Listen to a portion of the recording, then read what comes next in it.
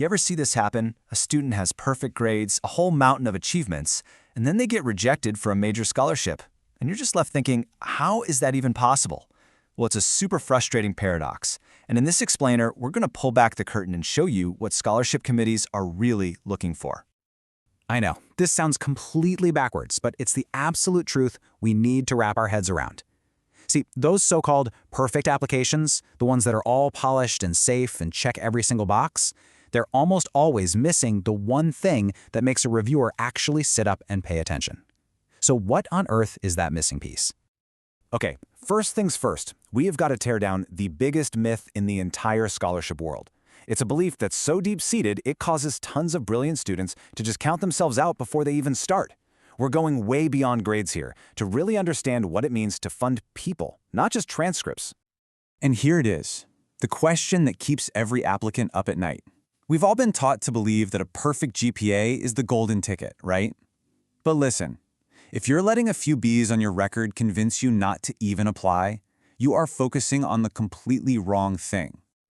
This right here really gets to the heart of it. On one side, you've got the myth.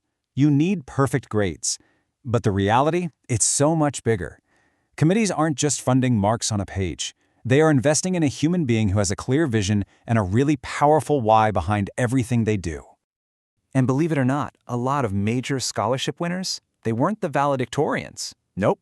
Instead, they were the ones who could demonstrate these four things. They showed real-world impact, not just that they participated in a club.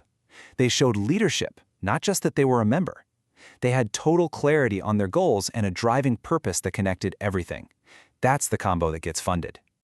So if it's not all about the grades, how do you actually show something like impact or purpose? Well, that brings us to the next super critical part of your application, your CV. And as you're about to see, it has to be way, way more than just a boring list of your achievements. And this is what leads to that just soul-crushing moment. You feel like you've done everything right. You've got the strong CV, you went to a good school, you have the grades to back it all up, and the email still says no. It just makes you wonder, what went wrong?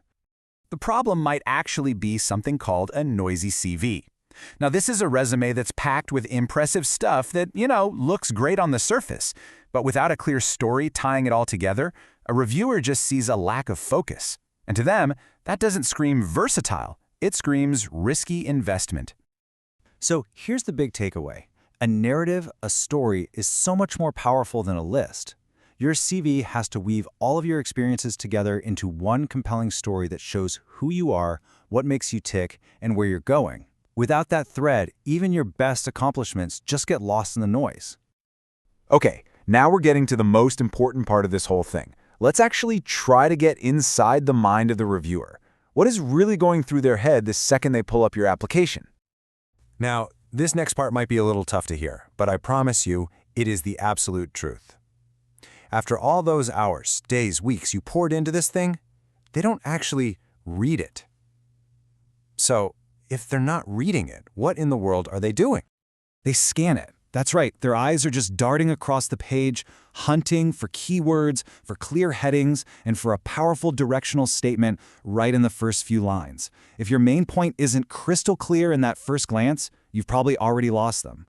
And you want to know how long you get to make that first impression? 10 seconds. That's it. In the time it took me to say that, they've already made a judgment call. If you haven't hooked them, your application is headed straight for the no pie. And in that 10-second scan, their brain is firing off one single brutal question.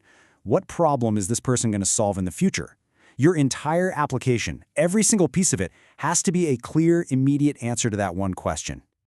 All right, so now we know the brutal question they're asking. The next step is figuring out how to build an application that basically screams the right answer.